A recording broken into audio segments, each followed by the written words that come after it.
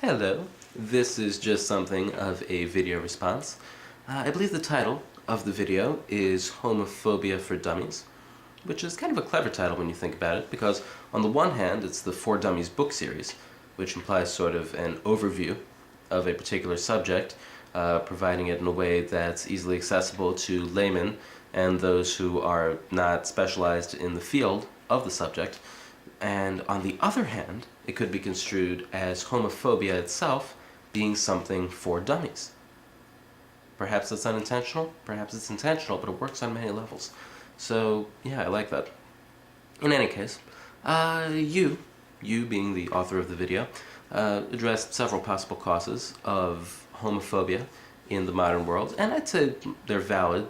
I think they're valid, except maybe the last one, but I'll address that later on. But there are a couple of others that I think are pretty important that you left out, so I'm just going to see if I can mention those, bring them up, address them, and explain my take on them. To begin with, this is kind of specific to my country, but there is, of course, the fact that homosexuality is un-American. And, okay, perhaps it's not actually un-American, but it's certainly perceived as un-American, and it has a history of being perceived as un-American. If you go back to the 50s, you have a very strong anti-homosexual culture, and you could say that this is perhaps because you had a lot of sort of sexual repression during the 50s. You had things like oral sex being taboo, so the notion of same-sex intercourse could cause a lot of problems with people and cause a lot of animosity towards homosexuality, and I'm not saying that's not true, but at the same time, there is of course the fact that if you were homosexual in the 50s, you were a communist, you were a lefty, you were a pinko, you were with the enemy, and you had very polarized times, very tremendous international conflict, so of course you had this enormous stigma placed on homosexuality, and that really, you could say that it more was eliminated or made obsolete during the 1970s and 80s, when you had more of a rise of homosexual culture and just acceptance in the mainstream. But it really, if you look at it, has not disappeared. It pervades, it exists to this day. If you look on things like the whole gay marriage issue, generally speaking, we assert that those who are in favor of gay marriage, of same-sex marriage, are those to the political left, whereas those in opposition are those to the political right. Now, why would this be? It's because it's a continuation of this notion of homosexuality and communism and leftism all being intertwined, whereas American traditional conservative values are anti-homosexual. And it really is something that you can see, even if it's in a reduced form, still has a tremendous impact, at least in America. And something else to be considered, something that I think is perhaps one of the main contributing factors to homophobia, even if not a strong prejudice and bigotry, to casual homophobia, which is really the worst kind because it's so casual, is the notion of masculinity. I mean, in the West, we live in a very male-dominated culture in which the male, the ideal man, is held up to a very high standard and valued very much culturally. You don't just have the male, but you have a particular model for the male. You have the manly man, the masculine man, masculinity. And with masculinity comes sort of a toughness, independence, sort of just this really sort of macho attitude that we see. And it goes back very far, but this is the image that we look up to, that as a culture. And if you look at homosexuality, you have something that's really very different, at least as far as stereotypes are concerned. Homosexuals are stereotyped as being effeminate, being maybe prissy, so to speak. We could use a whole bunch of other words. And so this kind of puts a chink in the armor, so to speak. It conflicts with the idealized male image of what a man is supposed to be, and it's something different, something that kind of jeopardizes this idealized image of the man, of the male as being a dominant figure, of the male as being this tough, rough and tumble, aggressive figure, is instead reduced to something more feminine. You have this sort of feminization of the culture and that is, of course, something that could be threatening, not necessarily, and you could say it doesn't make sense if a person themselves isn't homosexual. Why would they care that other people who are may or may not be particularly masculine? But again, it has to do with idealizing not just a particular person, not just idealizing yourself, but idealizing your own gender. And I think this also explains why you have much more of an intense sort of prejudices and just overall intense feelings relating to male homosexuality as opposed to female homosexuality. And if you look historically, many cultures don't even address the notion of female homosexuality, only male homosexuality, or rather male-male relations, because homosexuality itself, the notion of sexual orientation, is a rather modern construct.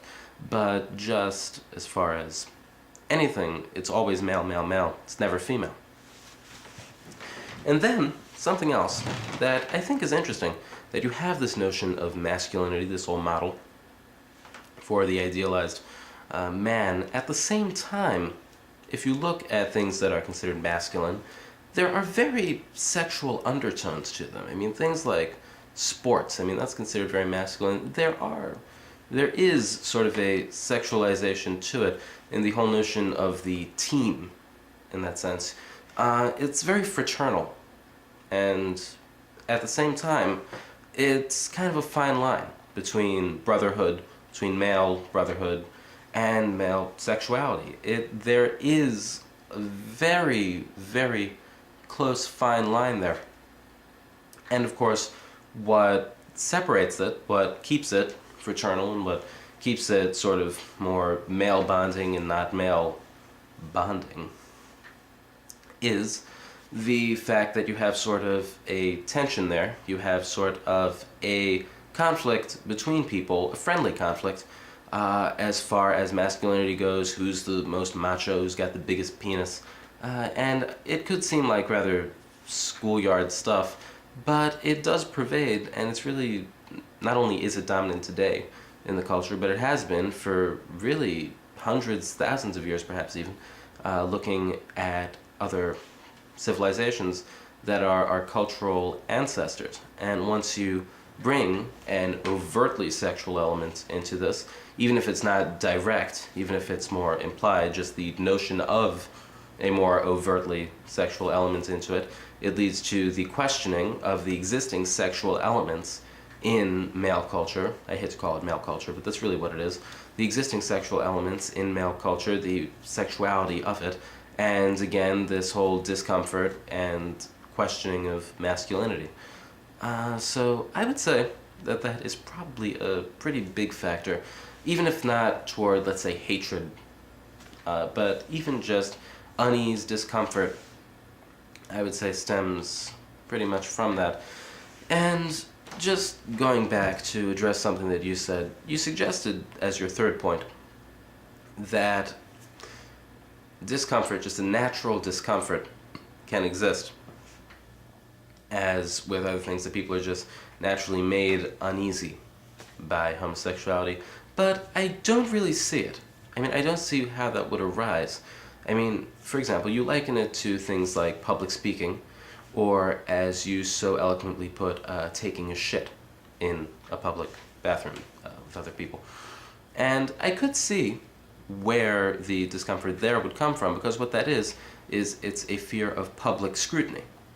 I mean, public speaking, using a public restroom, it's in the public. You take something that's private, speaking, I suppose, is private. You normally speak to people one-on-one. It's very private. It's a conversation as opposed to addressing a large group of people. Of course, defecating, something people are very anal about. Ha! I just made a pun. So once you take that into the public spectrum, it's something that makes people uncomfortable because they aren't uncomfortable with other people being involved. And that's understandable. But if you look at something like homophobia, you're doing almost the opposite of that. You're taking something that's largely not only not your own, but is largely private, and taking it into the public so that you could scrutinize it. I mean, and that kind of runs contrary to this entire notion of it being something that you're naturally uncomfortable with in that way. I mean, unless you're uncomfortable with... No, it just doesn't seem to add up. And also, it's interesting... No, I'm not going to get into that. Also because I think I'm out of time. But in any case, I'm glad that we could have this discussion. I'm glad that I could make this video, and perhaps we'll talk about this again sometime. I'd be interested to hear what you think. I think your video is very interesting. I should be getting to bed now, so good day.